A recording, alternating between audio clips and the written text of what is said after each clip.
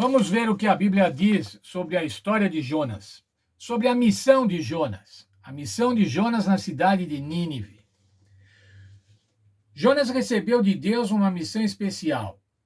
Ele devia ir a Nínive, declarar contra Nínive. Veja lá, livro de Jonas, capítulo 1, versos 1 e 2. Veio a palavra do Senhor a Jonas, filho de Amitai, dizendo: Levanta-te, vai à grande cidade de Nínive e clama contra ela, porque a sua malícia subiu até mim. A malícia de Nínive. Os pecados de Nínive tinham subido até o Senhor, e o Senhor já não estava mais com paciência com Nínive e ia destruir Nínive. Só que o Senhor queria que um profeta fosse lá e anunciasse isso a Nínive. E ele deu essa missão a Jonas. Você deve ir a Nínive dizer que ela vai ser destruída. Nós vamos estudar mais para frente ainda. Ele devia dizer que ela seria destruída em 40 dias. Mas como era Nínive, irmãos? Nínive era a capital do Império Assírio. Em Nínive eles adoravam vários deuses, entre as quais a deusa Ishtar. Em Nínive reinaram vários reis. E um deles, Hadad-Nirari III, reinou de 810 a 782 a.C. Por que esse rei é importante? Porque neste reinado, no reinado de Hadad-Nirari, houve uma renovação religiosa, uma alteração religiosa nos cultos de Nínive. E os historiadores bíblicos entendem que essa renovação religiosa aconteceu por conta da pregação de Jonas. Qual era o tamanho de Nínive?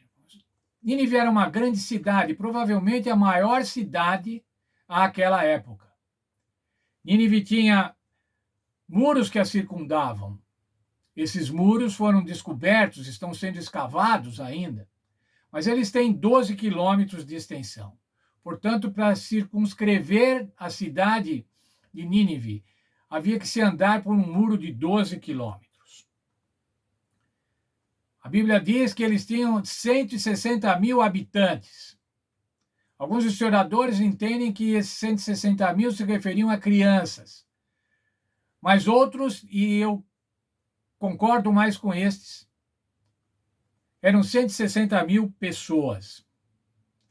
A área de Nínive era de 644 hectares. Um hectare, irmão, é 10 mil metros quadrados.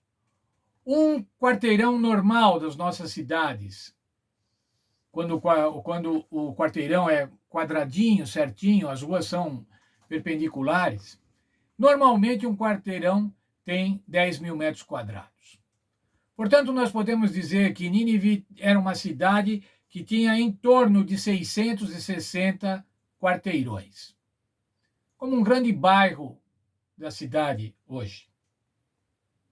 Era uma cidade muito grande comparada com as cidades às quais Jonas estava identificado, as cidades da Palestina.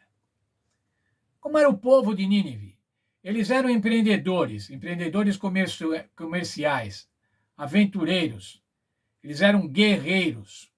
Portanto, eles eram também disciplinados. E uma característica dos habitantes assírios, dos exércitos assírios, eles eram absolutamente cruéis com os outros.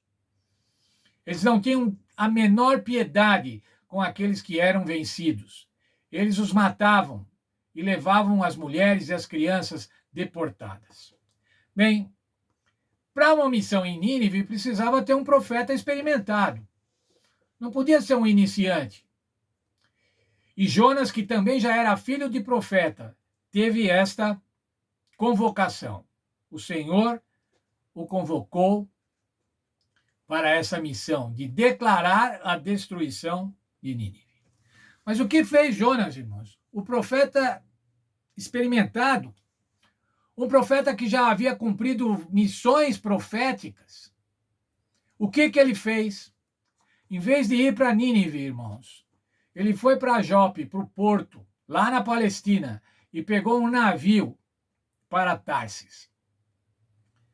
Da Palestina a Nínive, irmãos, ele tinha que andar aproximadamente 1.100 quilômetros na direção nordeste. Ele tomou um navio, irmãos, para andar 3.500 quilômetros na direção oeste. Ele fugiu. Para onde ele estava indo, irmãos? Para Tarsis. Tarsis era na Espanha. Imaginem sair da Palestina e ir para a Espanha. Em Tarsis, lá na Espanha e também na Sardenha, ficavam as minerações fenícias. E grandes navios iam para lá. Ele fugiu, irmãos, ele fugiu para o fim do mundo, considerando que o mar Mediterrâneo era o grande mar, e não havia ainda grandes navegações, que só vieram no 15º século depois de Cristo. Ele fugiu para mais longe possível. Fugir do Senhor. Veja lá, irmãos, por favor, no verso 3. Mas Jonas levantou-se a fim de fugir de diante da face do Senhor para Tarsis. Desceu a Jope, onde achou um navio que ia para Tarsis. Pagou sua passagem e embarcou nele, a fim de ir com eles para Tarsis, para longe da presença do Senhor. Jonas não estava querendo ir longe de Nínive, irmãos. Ele estava querendo ir longe do Senhor. Não era só de Nínive que ele queria estar longe. Ele queria estar longe do Senhor. Ele queria descansar do Senhor. Ele queria fugir e fugir para mais longe. Por que isso, irmãos? Muito provavelmente porque ele ficou com medo. Medo de ir para aquela cidade assíria. Era muito mais fácil pregar na Palestina. Era muito mais fácil pregar para Israel. Jonas teve falta de fé, falta de confiança. Ele não acreditou que o Senhor Deus o capacitaria para aquela missão, para aquela obra. E por isso ele fugiu. E nós, irmãos, quando Deus nos dá uma tarefa, quando Deus nos dá uma obra para fazer, uma missão, o que fazemos? Vamos em frente, confiantes no Senhor, ou fugimos, ou nos escondemos? Não necessariamente não precisamos nos esconder em outra cidade, longe. Podemos nos esconder em casa. Em vez de estar na igreja, estar em casa. É mais confortável. Era mais confortável para Jonas ficar na Palestina. Mas se não dava para ficar na Palestina, eu vou ficar longe de onde o Senhor mandou. Vou ficar longe da missão. Será que nós temos fugido, irmãos, das nossas missões? Eu gostaria que você pensasse nisso, assim como eu. Pensássemos se temos aceitado as missões que o Senhor nos dá, ou se temos fugido, se temos nos escondido do Senhor. Bem, Jonas se escondeu do Senhor, ou melhor, pensou que ia se esconder do Senhor. E o que aconteceu? Qual foi a atitude de Deus para com Jonas? Deus poderia ter dito assim: ele quer se esconder de mim, então que vá, que se esconda. Também não quero mais saber dele. Será que foi isso que aconteceu? Nós sabemos que não, não é, irmãos? Amanhã vamos continuar vendo qual foi a atitude de Deus para com Jonas.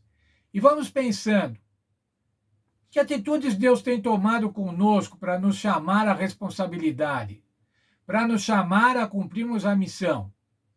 E vamos, com a experiência de Jonas, acrescentar a nós conhecimento espiritual, fé, confiança nas missões que o Senhor nos propôs. Que Deus abençoe a todos neste dia.